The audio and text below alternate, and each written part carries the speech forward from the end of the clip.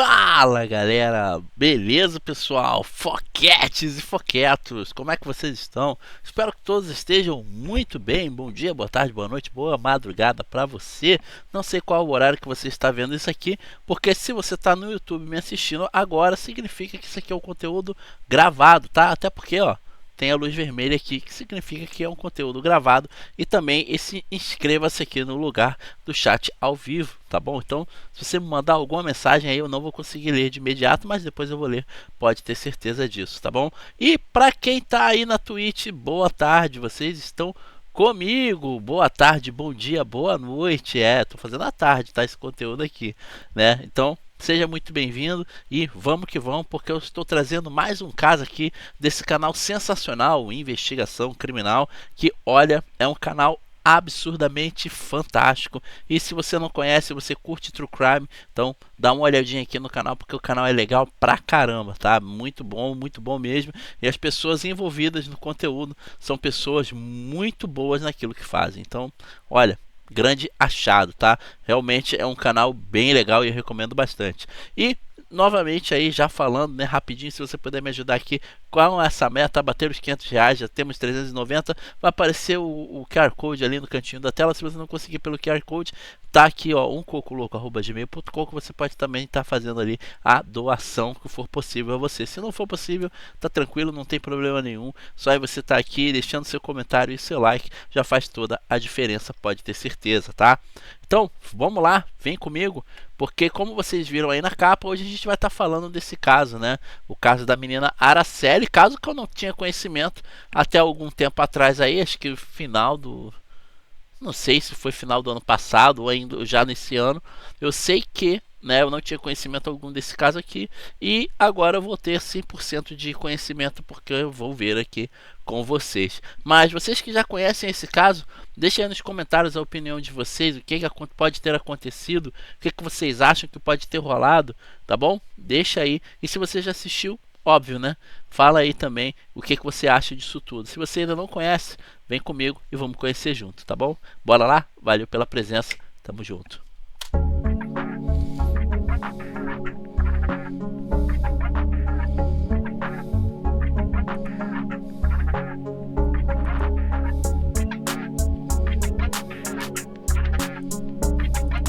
Estão preparados para mais um caso cheio de surpresas e com reviravoltas? Talvez você não conheça essa história. Ele chamou muita atenção no início da década de 70. Mas se você perguntar aos seus pais ou aos seus avós, talvez eles se lembrem muito bem. Aconteceu em Vitória, no Espírito Santo, que foi lá que Araceli Cabreira Sanches Crespo, de apenas 8 anos, desapareceu. Ela estava voltando da escola para casa, como fazia todos os dias. Mas naquele 18 de maio de 1973, ela nunca chegou em casa. Seu corpo foi encontrado dias depois, completamente irreconhecível e com sinais de violência. E o horror não para por aí. Famílias poderosas foram envolvidas e a justiça brasileira recebeu duras críticas pela forma que conduziu o caso.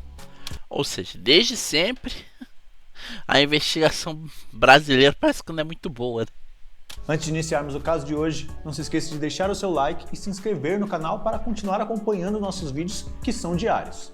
Prepare-se, pois hoje vamos descobrir os detalhes, os erros e as reviravoltas para tentar entender. Gostei da caneca aqui. Bonita a caneca, hein? Ó, legal. O que realmente aconteceu no brutal caso da menina Araceli. Em mais um Casos Arquivados. Legal esse quadro. Arquivo Morto, também conhecido, né? Cold Case.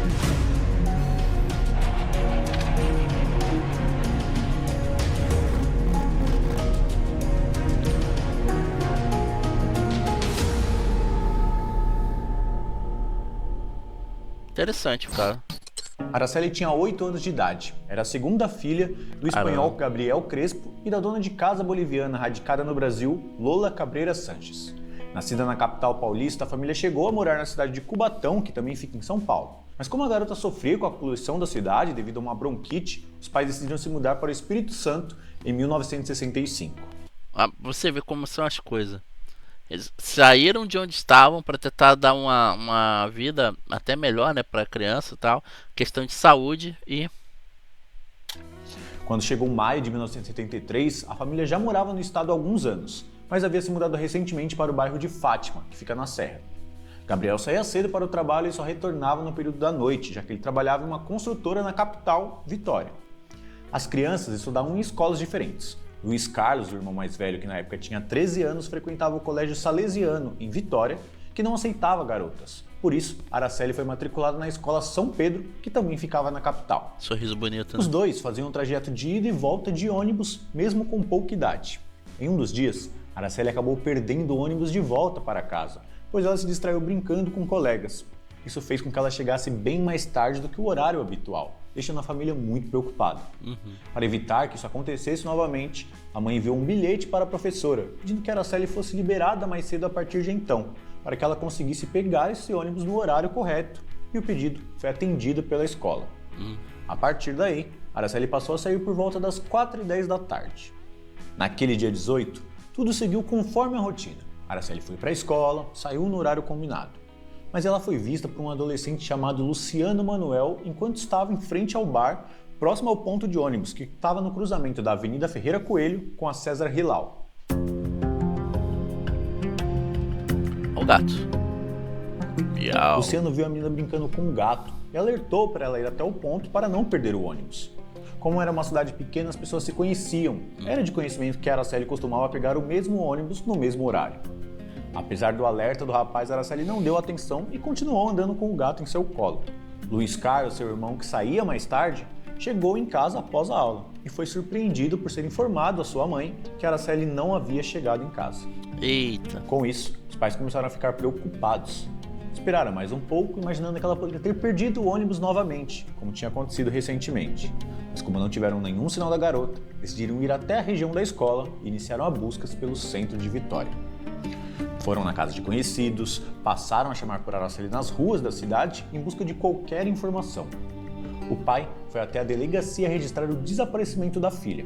Na manhã seguinte, ainda sem respostas, levou fotos e pediu que jornais, rádios e emissoras de TV divulgassem a imagem da menina de 8 anos que estava desaparecida. A polícia também passou a procurar pela garota. E inicialmente, os investigadores acreditavam que Araceli poderia ter sido raptada e poderia estar sendo mantida em cativeiro. Mas com o passar dos dias, e sem nenhuma notícia, o desespero começou a tomar conta da família. Foi então que a história tomou um novo rumo, quando um corpo foi encontrado. Putz. E daí pra frente que o negócio começa a ficar complicado. Então se você não tem o estômago muito forte, não gosta de ver essas coisas, aconselho você não ficar. Sei mais ou menos por alto o que rolou.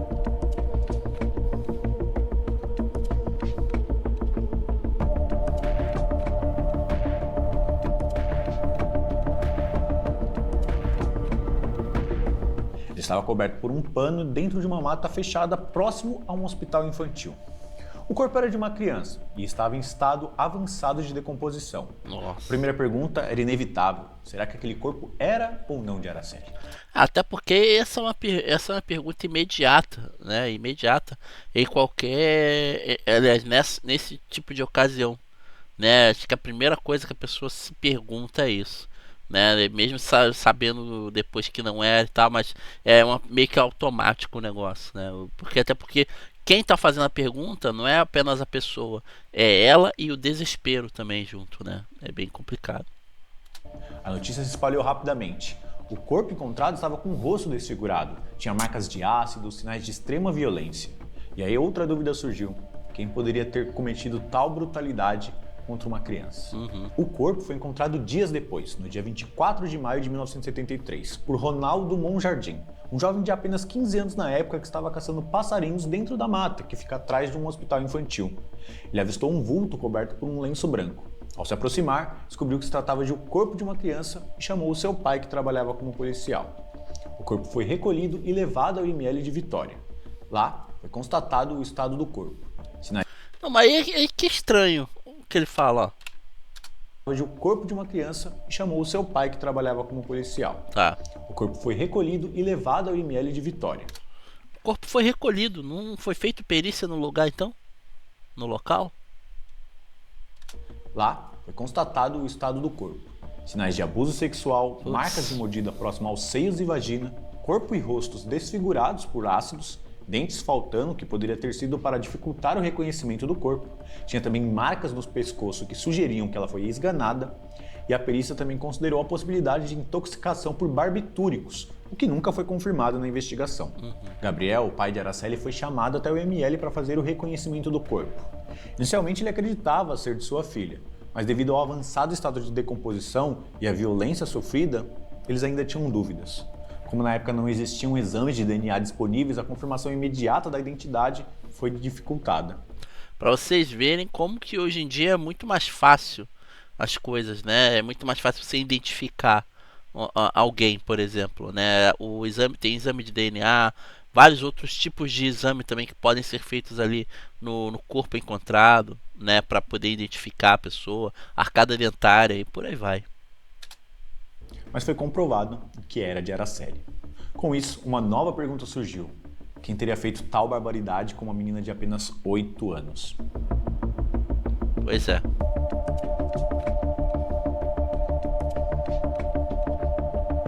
Em meio à pressão da opinião pública, as investigações começaram a avançar.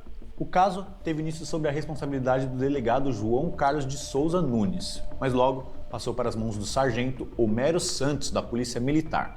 Homero descobriu que rapazes de famílias ricas de Vitória costumavam dar festas em locais próximos de onde o corpo de Araceli foi encontrado, o que os colocou como suspeitos iniciais e dentro do radar da polícia. Mas pouco tempo depois, Homero foi assassinado em uma outra operação. Segundo os relatos de sua esposa, o sargento frequentemente chegava em casa frustrado, alegando que não conseguia avançar em pontos importantes da investigação de Araceli, pois tinha gente poderosa demais envolvida. Ou seja, desde sempre era assim, né?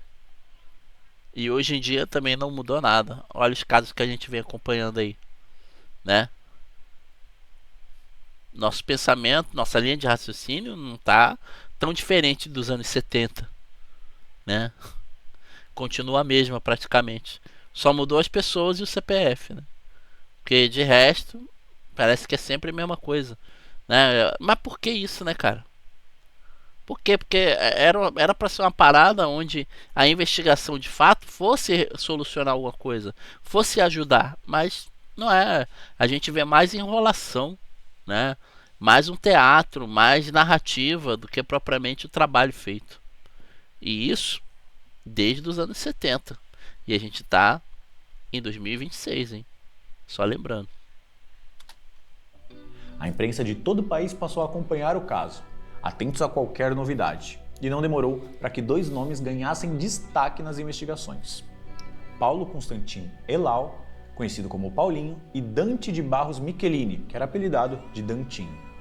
Ambos pertenciam a famílias abastadas do Espírito Santo, herdeiros de nomes fortes com presença no setor empresarial, político e social da região. Eita. O pai de Dantinho era o latifundiário Dante de Brito Michelini, figura influente junto ao regime militar da época. Paulinho e Dantinho eram jovens ricos, frequentadores assíduos de festas da alta sociedade. Eram conhecidos por álcool, drogas, se envolverem em confusões e comportamentos agressivos e polêmicos. Mas apesar disso, o superintendente do caso, Gilberto Barros Faria, negou qualquer envolvimento da família Michelini ou de membros da elite local, e afirmou que a polícia manteria sigilo nas investigações e que o culpado seria identificado. O próprio Dante Michelini, o pai do Dantinho, chegou a ser citado como um colaborador das investigações, algo que mais tarde vai ser muito questionado. Testemunhas afirmaram que Paulinho e Dantinho foram vistos com Araceli no dia 18 de maio, no centro de Vitória. Relatos indicavam que, enquanto ela esperava o ônibus de volta para casa, ela teria sido abordada pelos dois. Caraca. Mas pra que isso, né? Ah, você vê que outra coisa também é que desde sempre existem pessoas de coração ruim, né? Que gostam e desejam fazer a maldade, né? 8 anos de idade, cara.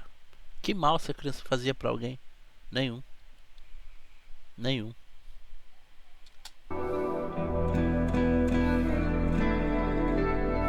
Um comerciante local afirmou ter visto a menina sendo colocada à força dentro de um carro, que mais tarde foi identificado como pertencente a um dos acusados. Eita. Logo, surgiram depoimentos ainda mais comprometedores. Um taxista afirmou ter levado 2 rapazes e uma menina até uma casa no bairro Praia do Canto, endereço vinculado à família Elau. Uma diarista que trabalhava nas proximidades do bar da família relatou ter ouvido gritos de uma criança, mas disse ter sido intimidada a não comentar o fato. Mesmo com tantos relatos, a polícia demorou a agir. A elite local se mobilizava nos bastidores para proteger os nomes envolvidos. Óbvio. Os advogados de defesa apresentaram álibis frágeis, como de que os suspeitos nem estariam na cidade naquele dia. Alegações que ainda assim foram aceitas por parte do judiciário. Por que será que foram aceitas, né? Diz aí no comentário o que você acha. Por que foi aceita pelo judiciário? Joga aí nos comentários aí a sua opinião. Não precisa nem se estender não. Só joga algo breve. Um depoimento que foi considerado fundamental para a acusação foi o de Marisley Fernandes Muniz. Segundo ela, Araceli estava esperando o ônibus após a escola quando Paulo Elau, em seu Ford Mustang branco, a abordou. Ele teria pedido a Marisley que dissesse à menina que o tio Paulinho a levaria para casa. Marisley contou que já havia entregado um sorvete e uma boneca a Araceli a pedido do próprio Paulo para poder conquistar a confiança da menina. Olha só. Segundo ela, o homem já tinha demonstrado um interesse pela garota. Depois da menina entrar no carro, ela foi levada até o bar franciscano, da propriedade de Dante Michelini. Lá, uma funcionária chamada Almerinda dos Santos teria visto a menina ser mantida no sótão, onde, segundo ela, era o local que ela levava pratos de comida com frequência.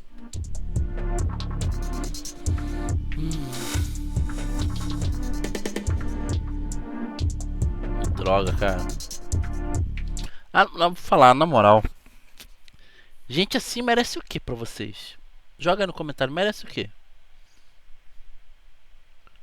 Pra mim, perpétua é o mínimo. Mínimo é a perpétua. Tá? Sem saidinha, sem progressão de peninha, sem nada. Fiança, nada disso. Perpétua. Minguar dentro da cadeia.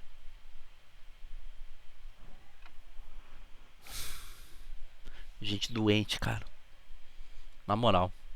Gente doente, mano.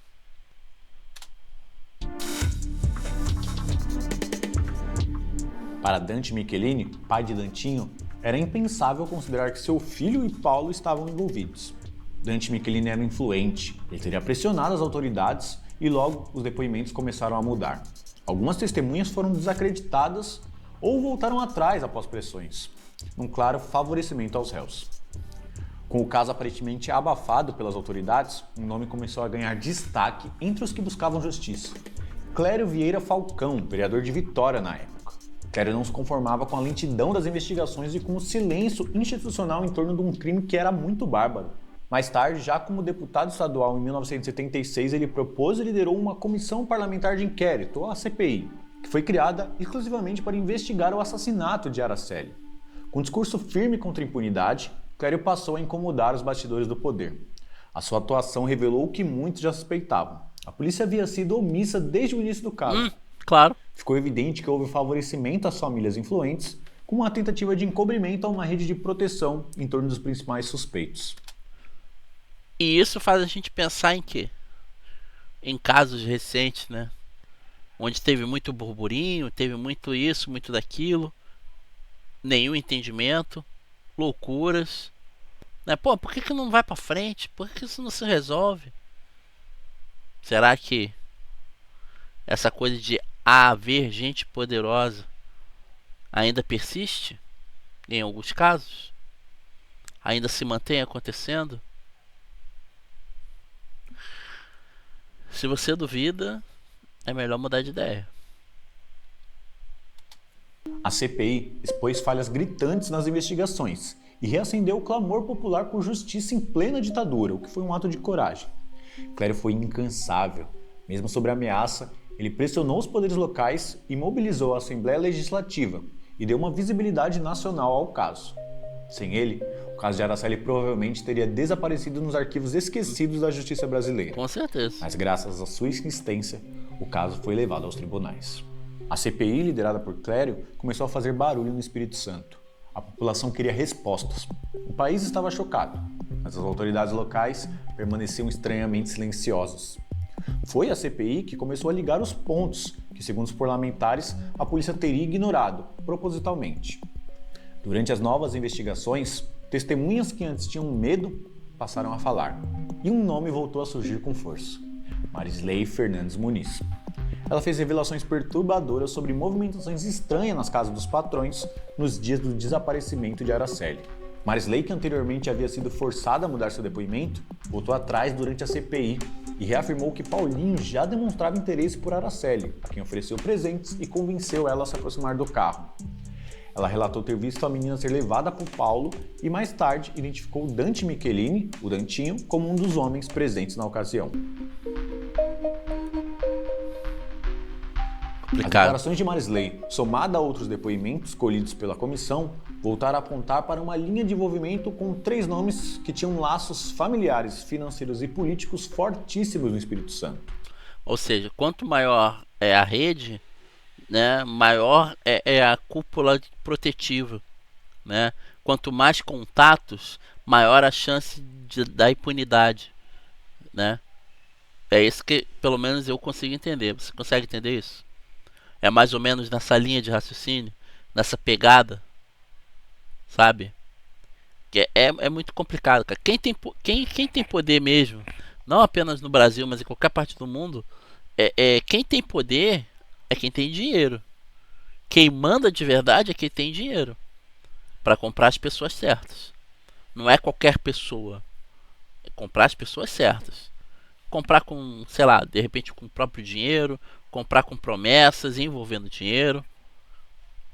Desde sempre foi assim e vai se manter assim se nada nunca for resolvido. Porém, será que vai ser resolvido? Porque os únicos que se mantêm na vantagem são as pessoas que têm dinheiro. São os 3 nomes que já citamos aqui: Paulinho, Dantinho e Dante de Brito Michelini, que era o pai. Ele era um dos empresários mais influentes do estado e chegou a ser apontado como alguém que ajudava nas negociações. A CPI concluiu que havia elementos suficientes para que eles fossem responsabilizados e denunciados à justiça.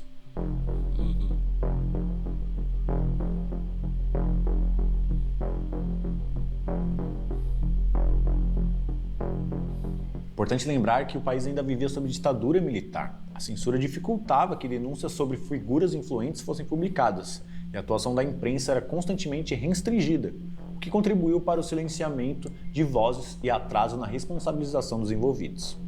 Assim, começava uma nova fase desse caso, agora nos tribunais.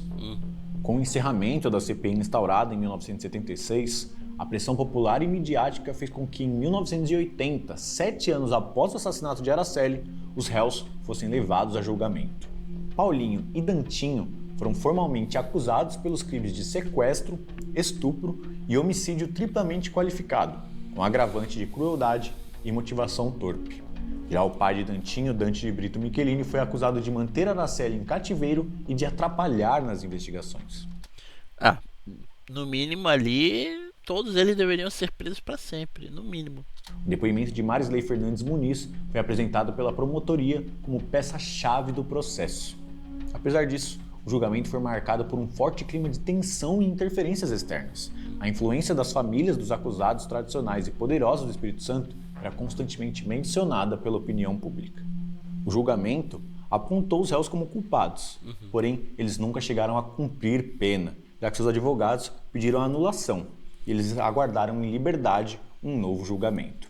Foi em 1991, quase 2 décadas após o crime, que esse novo julgamento aconteceu. Olha só. Os advogados de defesa, contratados a peso de ouro, recorreram da sentença. Alegaram falhas no processo, ausência de provas materiais e supostas inconsistências nos depoimentos, principalmente nos relatos de Marisley, que ela já havia alterado parte de seu testemunho algumas vezes devido à forte pressão. Com isso, os acusados foram absolvidos por falta de provas materiais e saíram do tribunal como homens livres. E o caso de Araceli permanece até hoje sem nenhum condenado. Vale lembrar que, à época, o Brasil ainda não contava com a Lei dos Crimes Hediondos, sancionada apenas em 1990. Isso afetou diretamente a condução do processo e o rigor das penas possíveis, mesmo que diante da gravidade extrema do crime. Caraca, que merda.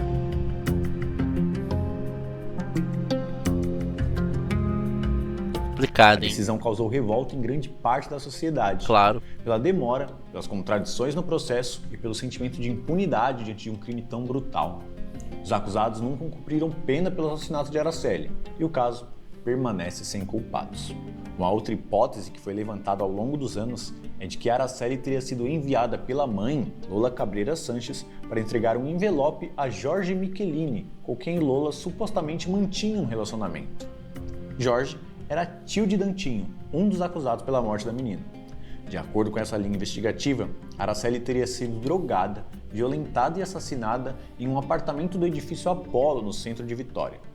Segundo alguns boatos, Lola estaria envolvido com o tráfico de drogas e usava Araceli como mula para levar as drogas aos Michelini. Essa teoria, embora tenha sido amplamente divulgada, é vista por muitos pesquisadores como parte de uma estratégia para transferir a culpa e enfraquecer a acusação contra os réus. Jorge Michelini, que foi citado nesses rumores, morreu em um acidente de carro em 1975, encerrando qualquer possibilidade dele ser ouvido em julgamento.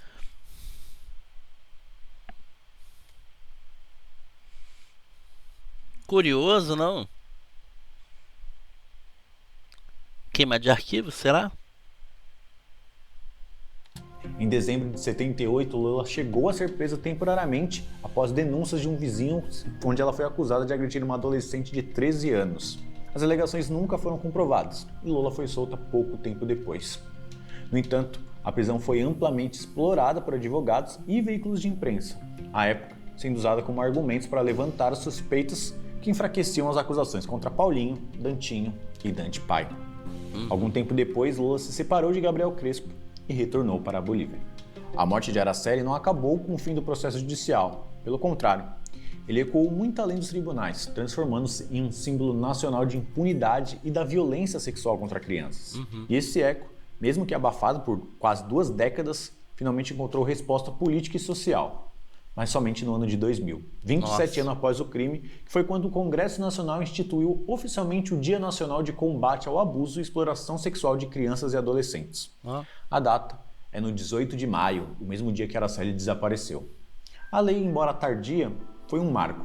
A partir dali, entidades de proteção à infância, movimentos sociais e escola passaram a promover ações de conscientização em todo o país. O caso Araceli se tornou então um nome conhecido por todas as gerações de defensores dos direitos infantis. Além disso, o impacto do caso contribuiu para o fortalecimento de políticas públicas e da rede de proteção à infância no Brasil. Surgiram programas como o Disque 100 para denúncias anônimas de violação dos direitos da criança, o fortalecimento dos conselhos tutelares, a criação de varas especializadas em crime contra menores e a maior articulação nacional entre escolas, famílias, ONGs e o poder público. O nome de Araceli passou também a batizar centros de acolhimento, escolas e eventos de conscientização. Era a tentativa de manter viva a sua memória, dando um novo sentido ao seu nome. Caramba. Apesar das investigações, do julgamento e das manchetes, até das homenagens, muitas perguntas continuam sem resposta no caso da Araceli. Talvez o mais doloroso seja perceber que a verdade pode ter sido sufocada por influência e medo. Com certeza. Não, acho que nem tanto medo, mas é muito mais influência mesmo. O caso de Araceli não é só sobre uma criança brutalmente assassinada. É sobre o que acontece quando a justiça falha. Não, acontece quando a justiça se cala. Ela não falha. Ela se cala. Quando a verdade é abafada e quando o silêncio vale mais do que a dor da vítima. Araceli tinha apenas 8 anos. Não teve a chance de crescer, de sonhar, de viver. Quem fez isso com ela nunca pagou pelo crime. E nem vai pagar. O tempo passou, décadas se foram, mas o nome dela ainda ecoa. E pra você? O que você acha que aconteceu de verdade? Deixe sua opinião nos comentários. Se inscreva no canal do Investigação Criminal para acompanhar mais histórias que precisam ser contadas. O canal é esse aqui, tá? Investigação Criminal.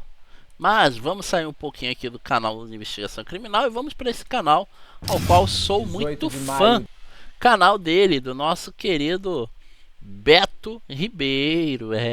Bora aqui porque ele também tá falando desse caso e vamos ver o que ele falou. Então vem comigo, desde já muito obrigado por vocês estarem aqui, obrigado pelos comentários, obrigado também pelo seu like, tá bom? Deixe seu comentário aí, isso é importante.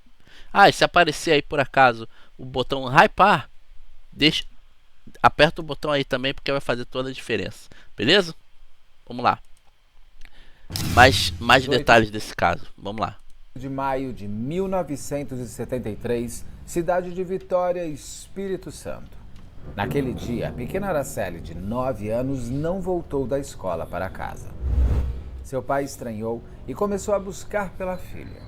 Já com a ajuda da polícia, 6 dias depois, o corpo da menina foi encontrado em um matagal próximo ao hospital infantil da cidade.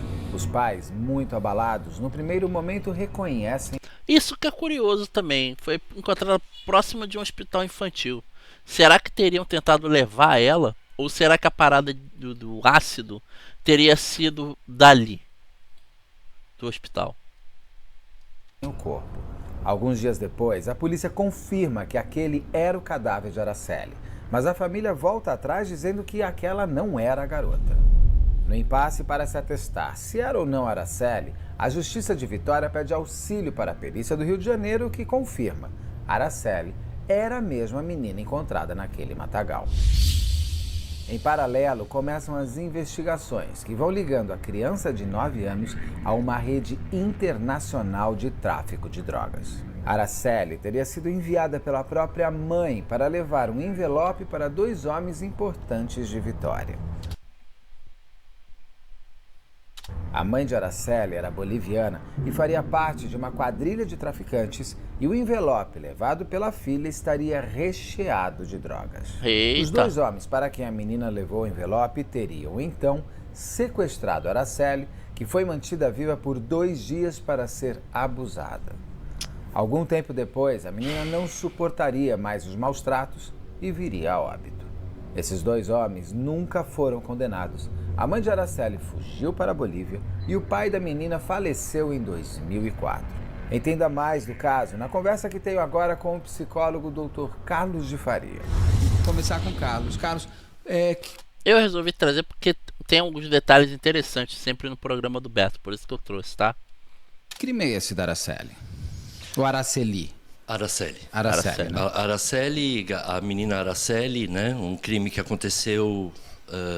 Foi um crime pavoroso, Beto. Foi um crime que parou tudo. Horrendo. Pavoroso acho que é pouco, horrendo.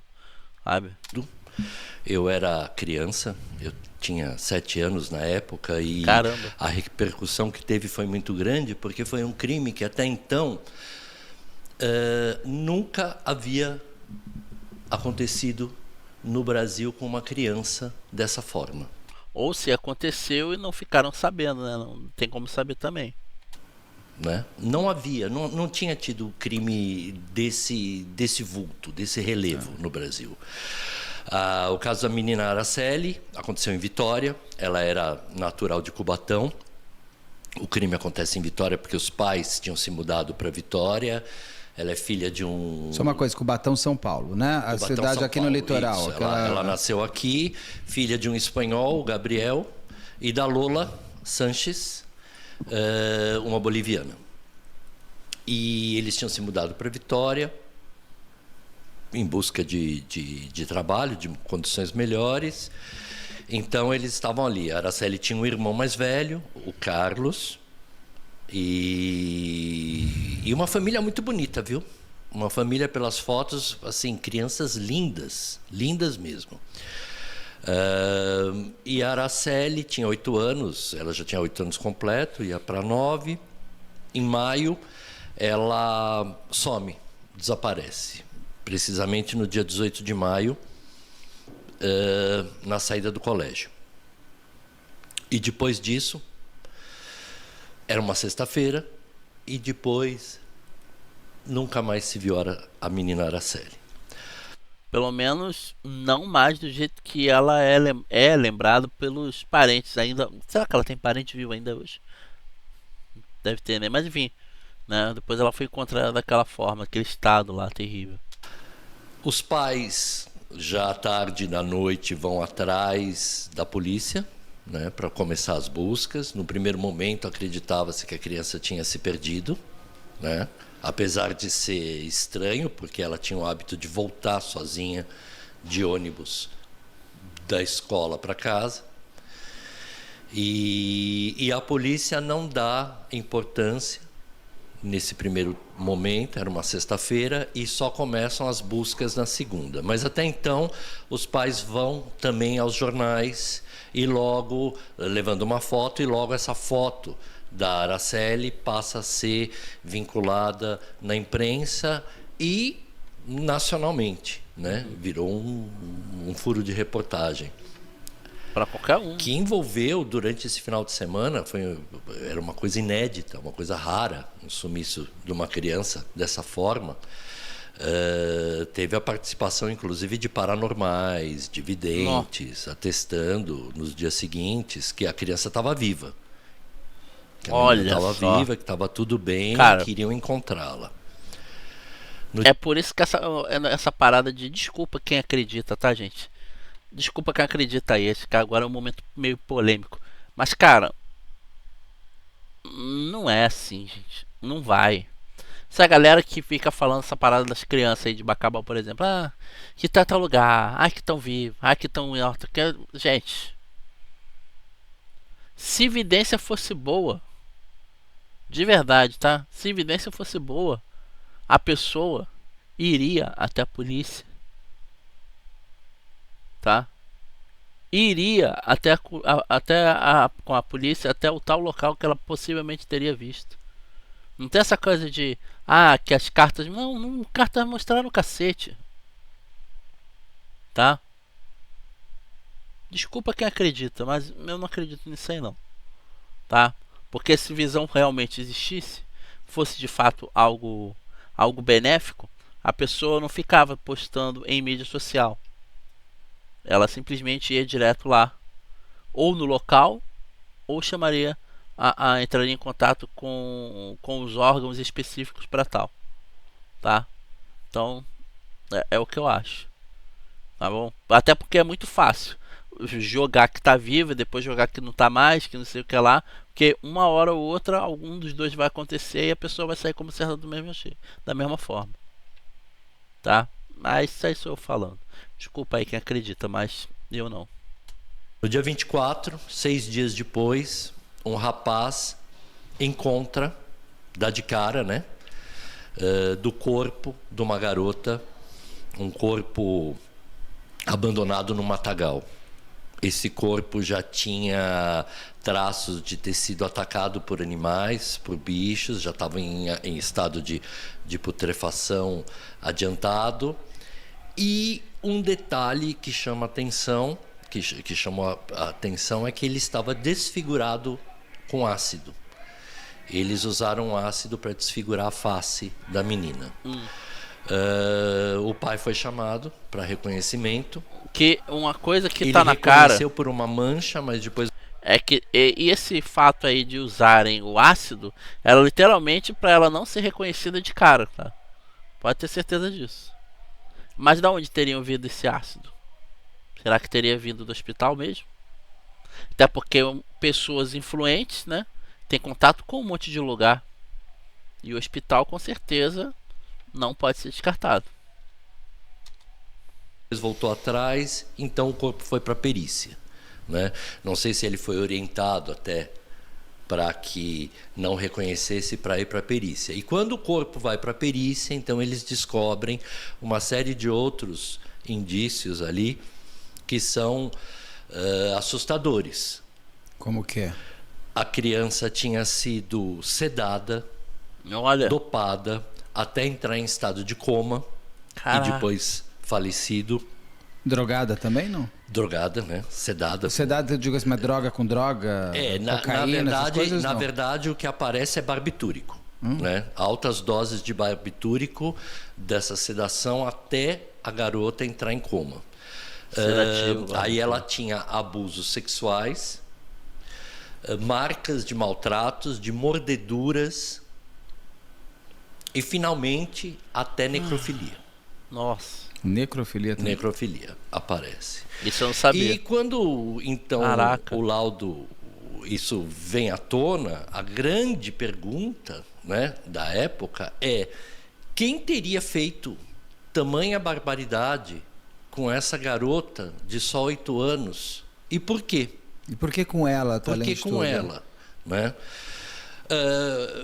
Bom, por que com ela? Porque era uma menina muito bonita, atraiu essas pessoas, né? Que isso tudo. A investigação começa a acontecer, tanto a investigação por parte da polícia como a reportagem, a investigação criminal começa a acontecer, e ao longo vai se chegando a 3 suspeitos, né?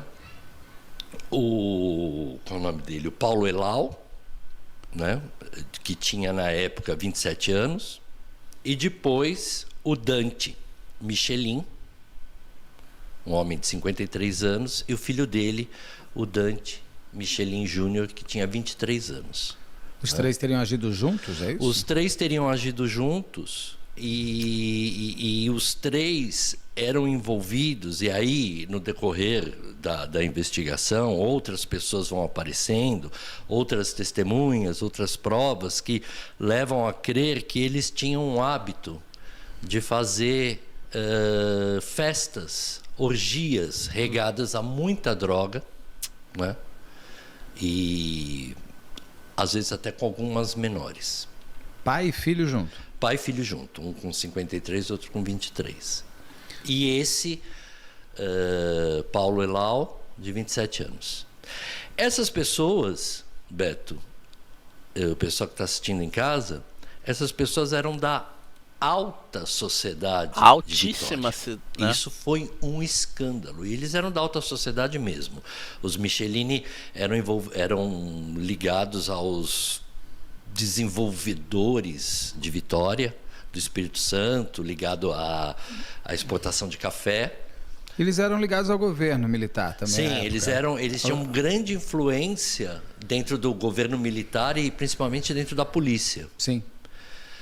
E a família do Paulo Elau eram comerciantes também já muito famosos, muito tradicionais, ligados à área de turismo, hotelaria e coisa e tal. Bom, esse tráfico que você falou, esse tráfico de influência que ficou caracterizado nas investigações, fez com que as investigações não acontecessem, não andassem. Impedido, né? Foram álibis colocados, álibis falsos, testemunhas envolvidas direto ou indiretamente foram assassinadas. 4 testemunhas foram assassinadas. Testemunhas do que viram Olha eles pegando? Que tinham um contato com essas festas e que alguns eram fornecedores de droga, alguns eram policiais que estavam envolvidos na primeira fase da investigação, né? Algumas pessoas sumiram, outros delegados foram afastados do caso. Nossa, que loucura, hein? Isso aqui foi sinistro mesmo. Caramba. Houve muita mudança de depoimento ao longo disso tudo. Então, quer dizer, o caso, a investigação não andava por conta disso tudo, né?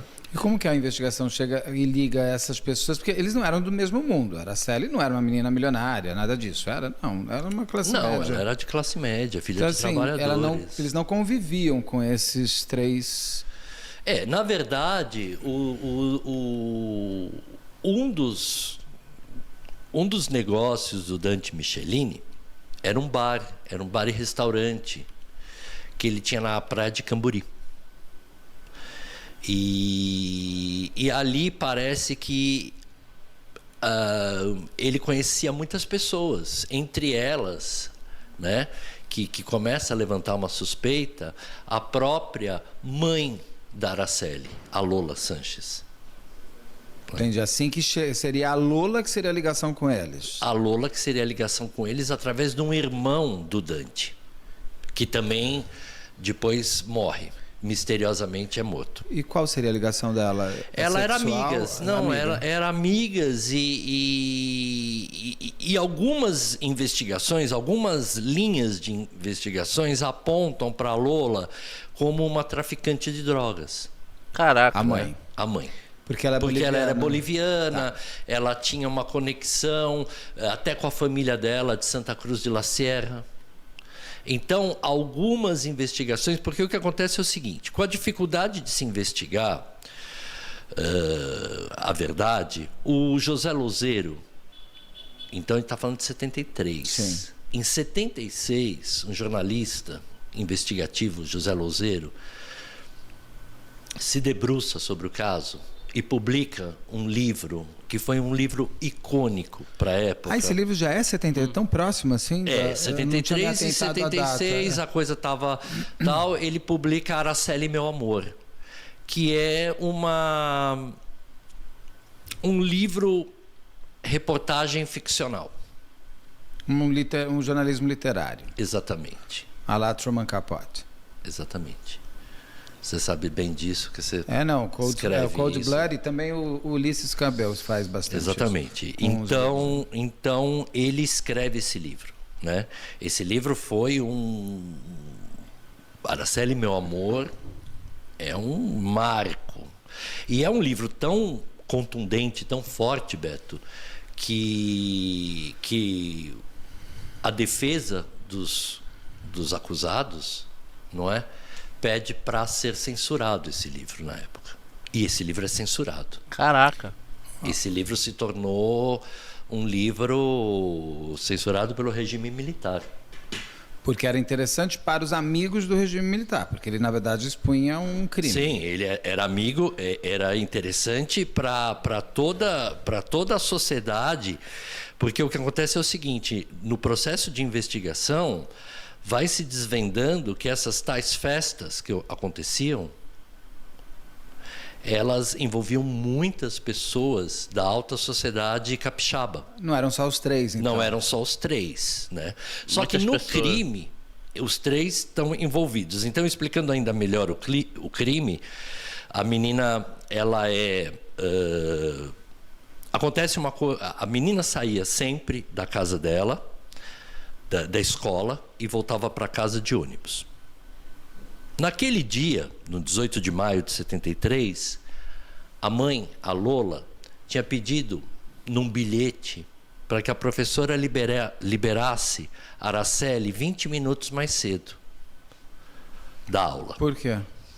Porque ela precisava levar alguma coisa. Ela nunca fica explicado exatamente o que ela tinha que fazer, porque ela precisava sair 20 minutos mais cedo. Desculpa, ela teria que levar, só para eu entender. A Araceli teria que levar algo para alguém. Algo para alguém. Que a pedido da mãe. A pedido da mãe. Ou seja, ela seria uma carteira. Uma leve trás. Exatamente. E... Um aviãozinho. Ou uma mula. Ou uma mula. Aviãozinho. Uma mula. Tem a ver com droga? Pois é assim, essa é uma linha de investigação, nunca foi provado, tá? Então vou deixar isso bem claro. Não, sim, aqui, é uma das linhas. que é uma das linhas de investigação que está no livro Araceli, Meu Amor. Então, ela é liberada antes e ela vai sozinha. Ela vai para esse lugar porque ela é vista na esquina de duas avenidas, na frente de um bar. Com 8 anos. Com 8 anos. Ela é vista ali parada, né? Por alguns populares, algumas pessoas que conheciam ela, né? A gente está falando de Vitória em 1973. Ela era uma cidade menor. Uma cidade bem 73, menor. 74. E locais do centro de Vitória. Então havia um fluxo, né? Uma circulação de pessoas. E ela é vista. Lembrando que o Brasil dos anos 70 é completamente diferente do de hoje em dia, né? Só que a única coisa que ainda persiste, influência. Quem tem influência tem poder, quem tem dinheiro tem poder potencializado. A mãe não conta o que ela, para onde ela mandou a filha? Não. Isso nunca ficou muito claro. A mãe não conta porque ela disse que ela não fez, ou ela não conta porque ela não lembra? Ela disse que não fez. Que ela não pediu nada, que é mentira da escola. Ela só pediu... Não, que ela pediu para ela sair 20 minutos mais cedo por conta de pegar o ônibus, porque depois ela atrasaria muito para chegar em casa. Uhum. Né? Mas se era um dia a dia normal dela na escola? Sim, mas era normal ela eram esses depoimentos, eles foram muito mudados na época. Sim, né? não, e era outra polícia. Era uma outra polícia. Então as pessoas falavam... Não parece com que hoje em dia, acho que não mudou muita coisa, não. falavam, né? Quando a gente falou um pouco aqui do caso da Ângela, a gente viu muito isso. Da Ângela né? Diniz. Ângela Diniz. Como os depoimentos eram mudados o tempo todo. Sim. Né? Os 3, eles assumem alguma coisa? Não, Nunca, eles né? nunca assumiram nada. O que o que surge, algumas testemunhas chaves, como por exemplo no caso do Paulo Elau, ele tinha uma companheira, uma namorada, a Marilei, e ela é uma testemunha que depois muda a versão dela, obviamente. A maioria mas ela é todas, uma testemunha que chega a falar que foi o Paulo Elau que sequestra a menina. Todos mudaram suas Ela versões. chega a afirmar? Ela chega a afirmar Porque ela isso. viu? Ela estava junto Quando ele sequestra? quando ele sequestra. Né? E eles levam, então, ele oferece uma carona para ela. Parece que ela já conhecia ele. De alguma forma ela já conhecia ele porque ela foi tranquila. Essa testemunha, inclusive, fala que ele se intitulou como Tio Paulo. Então, a menina, de alguma forma, já o conhecia, que não ofereceu resistência, entra no carro dele. E eles levam essa menina para esse bar e restaurante na praia de Camburi. Camburi lá no Espírito Santo também, porque tem Camburi em vários Não. lugares. É lá perto de Vitória. Lá perto de Vitória. E ela fica na mão deles por 72 horas, em cárcere privado. Onde? 2 dias. No sótão do restaurante. Nossa, Mas 72 acharam ou alguma 3 dias. prova que essa menina ficou lá? Ou também eram outros tempos periciais também, né? Não teve muita perícia, entendeu? Não, só em ter falado no outro vídeo lá que foi encontrado, o garoto chamou o pai e ela foi recolhida. Porra, era pra ter feito primeiro uma perícia no lugar. E pelo que a gente viu até então, não foi feito, né? Assim, esse é um caso bem complicado. O que eles vão construindo essa história a partir da perícia cadavérica, e eles vão construindo essa história a partir de algumas testemunhas que dão depoimento e depois são assassinadas ou mudam o depoimento delas. São indícios que vão apontando para essa história. O engraçado é que dá até pra brincar de alguma forma de conspiratória, né? Ah, fulano morreu porque de repente poderia... Bem provável, né? Bem provável. Ou então são aquelas pessoas que não conseguiram ser compradas, né? E ó, não deu, vá lá, faz o serviço. Por que não? Que ela teria ficado em poder deles por 72 horas. Só dos 3 ou mais gente? Só teria dos participado? 3. A priori, só dos 3. Que já é muito... seria um horror. E mas- eles começam a dopar ela Já seria um horror, verdade. para Para o ato. o abuso sexual. Né? Até que a dopação é tamanha que a menina entra em coma. Tem um canibalismo aí também, de vez em quando, não tem? Eles não dão mais. Eles dão o corpo aparece com mordidas. Com mordidas. Mordidas de arrancar mesmo, né? Não, então, mas aí tem uma parada bem curiosa nisso, que na verdade não seria um ato de canibalismo, né, de fato, mas sim como se fosse um êxtase do momento, sabe? Eu não vou falar, mas você já imaginou, né? Então acho que as mordidas têm muito a ver com isso, tá? Mordidas na região genital, no peito. Lembra muito aquele caso que a gente falou da Raquel Genofre. Né? Tadinha A dessa menina entra em estado de coma, de tanta sedação, e eles levam ela para um hospital. Com todas essas marcas de abuso. Isso. Ela entra no hospital. Ela entra no hospital, ela falece, e eles tiram ela do hospital. Tem registro da E entrada volta. dela? Tinha registro de algumas pessoas que atenderam ela no hospital. Olha de novo, aí, gente, Mas 1973. assim, o que eu quero dizer é o seguinte: loucura. esses suspeitos, Beto, eram pessoas da alta classe. Altíssimas. Então isso tudo foi Abafado. abafado. Essas provas foram As provas Destruídas, poucas abafadas. que existiam foram destruídas. Ainda que o Modificados. delegado conseguiu trabalhar, hein? O delegado trabalhou até um pouco e depois foi mudado o delegado também. Houve muito tráfico de influência, houve uma mudança enorme no processo, no inquérito, né? As coisas foram mudando a ponto de um deputado, o Clério Falcão.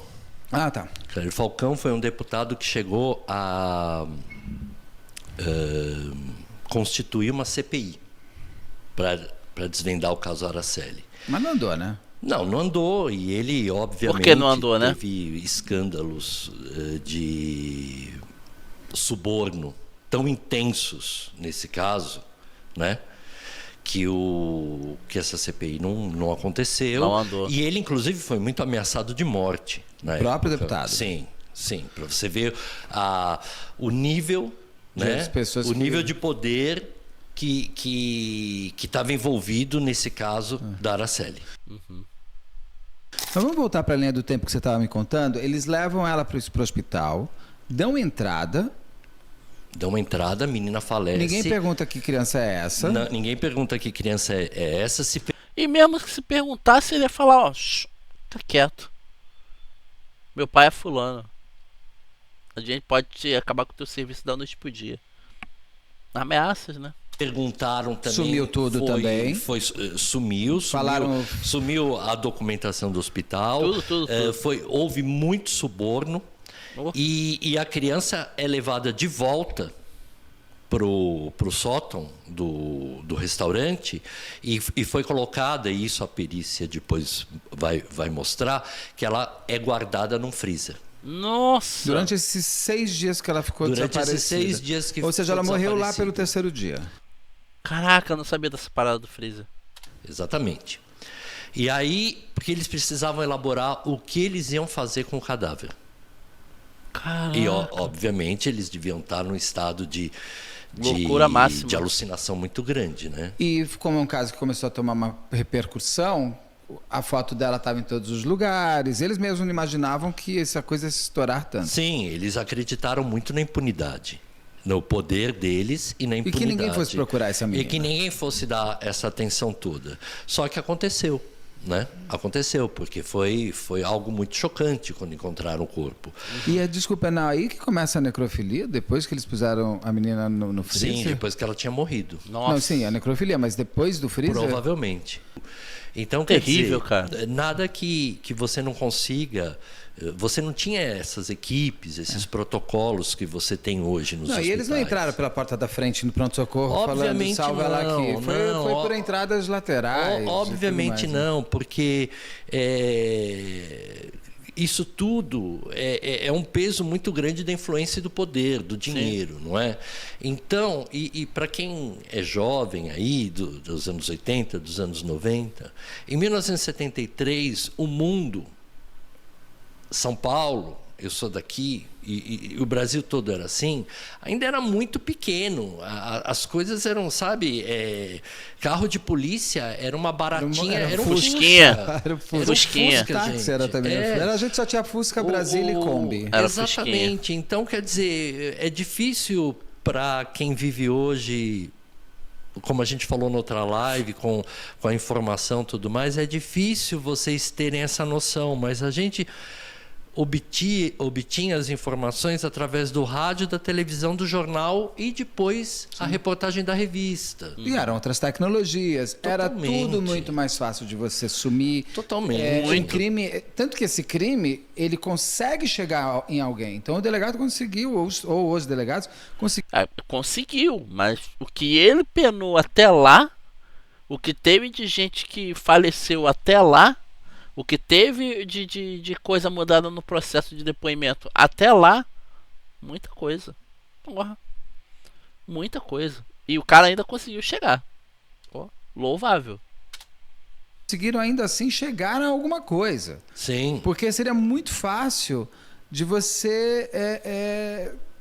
Mas tem uma coisa, eles foram condenados? Então, seguindo nosso caso aqui, a gente vai chegar agora nisso. Então, Eles sempre negaram. Eles sempre negaram, eles Tinha sempre... um álibi? Então, eles tinham muito álibis falsos, né? Álibis plantados. Não tinha nada que realmente os inocentasse. De qualquer forma, estamos falando de 73, em maio de 73. O que acontece? Acontece uma coisa que vocês vão entender. Quando foi em agosto de 73, acontece o caso Carlinhos. Eles só foram a julgamento em 1977. E né? o corpo dela foi enterrado quando? Não foi em seguida, né? Ele Ele ficou alguns anos no IML à disposição.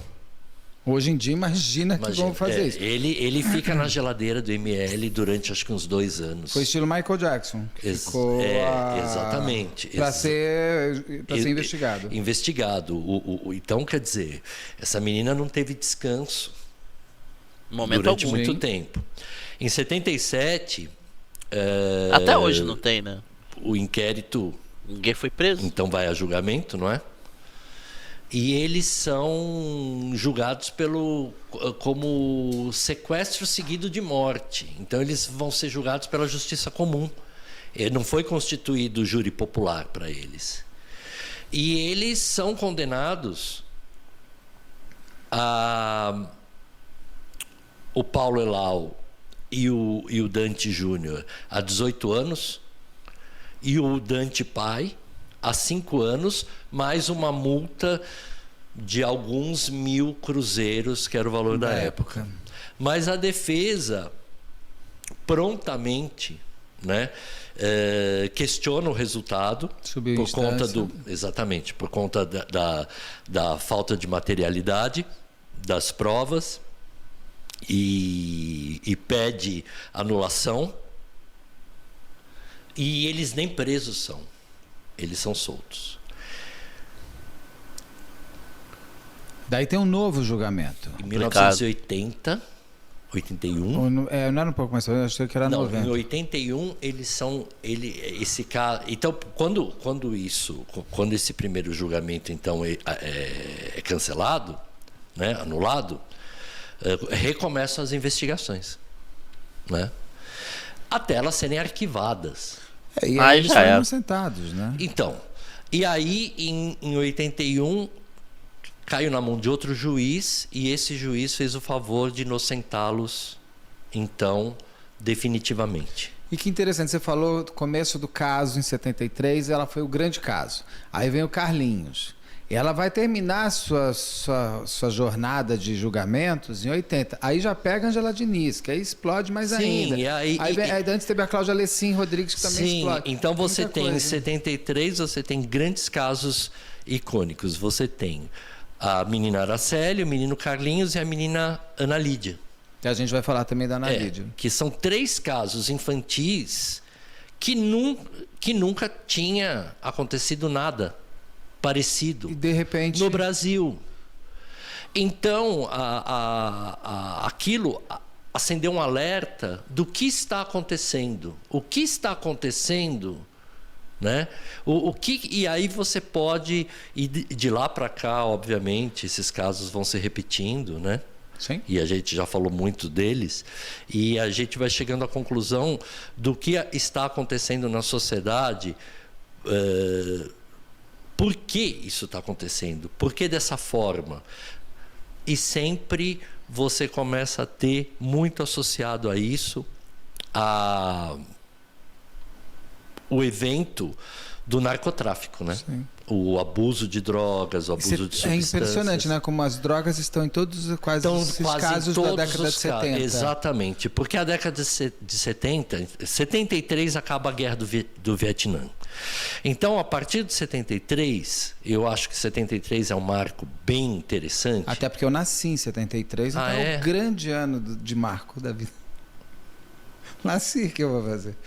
Nasceu, rebentou. Nasci em 84. Bem velho. 73, com o final da guerra do Vietnã, o mundo parece que ficou mais frouxo, e aí começa tudo, né? Aí começa uma efervescência cultural, Beto. Sexual, Sexual, cultural, revolução, música, exatamente. moda. E da droga. E da porque droga. você tá começando a ter uma invasão, principalmente a retomada da cocaína, que era tão usada nos anos 20, no começo do século até os anos 20, que ela foi muito usada de forma terapêutica, né? De forma o que eu disse uma vez medicamentosa e de forma... Eu já até disse, não sabia da cocaína, não sabia da cocaína, mas eu sabia do ópio, né? Que o ópio antes ele era usado como medicina, né? Em remédios e tal, incensos também e por aí vai. Só que, né? Constatado que a droga é altamente viciante também, e, igualmente a cocaína, né? Também. Curioso isso, né? Recreativa, nos anos 70 a cocaína volta e os países aqui latinos, Bolívia, Colômbia, se transformaram em grandes produtores mundiais da cocaína e exportadores. E consumidores. Sim, mas principalmente exportadores para o Brasil e para os Estados Unidos. Brasil, E o Brasil Estados Unidos. entra pela facilidade de fronteira. Isso tem que ser falado, Claro, pela facilidade real, de fronteira. Ele entra na rota do tráfico internacional sem nenhum controle. Um problema. A gente ficou ponto aquela coisa de hub, né? Você para aqui, Bolívia, reorganiza, Paraguai, Colômbia, Peru se tornou, e Brasil, ele se tornou o eixo da exportação, como hoje a gente sabe que é a África. Mas o Brasil, ele passou não que não passe hoje, mas nos anos 70, era pior. Principalmente, Era bem pior. E até os anos 80, passou muita droga por aqui. E a sociedade, quem tinha acesso a isso, começou com uma experimentação e virou um grande barato. E um barato que... Tem a série The Deuce da HBO que mostra exatamente a indústria do sexo e das drogas em Nova York nos anos 70 até... É fantástica, porque a Broadway, você passa pela Broadway, eu sabia que aquilo um dia tinha sido uma putaria, mas não sabia que era daquele jeito. E como é ligada a droga, a violência e o sexo. Então é aquela coisa, o cara se droga para pegar a prostituta para matar. Loucura, hein? O cara se droga para pegar a prostituta para bater. A prostituta, para poder trabalhar, ela se droga. Então ela pega o cafetão dela que dá a droga para ela. A droga, ela tá sempre ali, organizava no núcleo. o prazer e a violência. Inclusive em casos como aqui no Brasil, esse que você citou na década de 70. O próprio D'Angela Diniz tem a ver com isso também. A Cláudia Alessim Rodrigues, então, é a droga que é a motivadora de tudo. Você acha que a gente melhorou? No seguinte sentido, o crime... A gente não. A droga parou de existir, a violência continua, porque continua está em crimes piores. Mas a droga, ela como ativadora, ela foi mais controlada ou não? Olha, eu acho que hoje a droga não é mais uma novidade como era naquela época. Né? Hoje em dia a droga ela é mais conhecida. Só que... Hoje tem um monte de tipo, né? Tem sintética, tem não sei o que, êxtase e vai. Também o portfólio de droga aumentou muito, né? E o conceito de droga mudou também. Né? Hoje a gente fala de fármacon, que é aquele conceito da droga... comprada na farmácia. Não. O fármacon, ele é um conceito... não é o farmaco, é o fármacon. O que é a diferença? O fármacon é um conceito... da droga, de várias drogas, do limite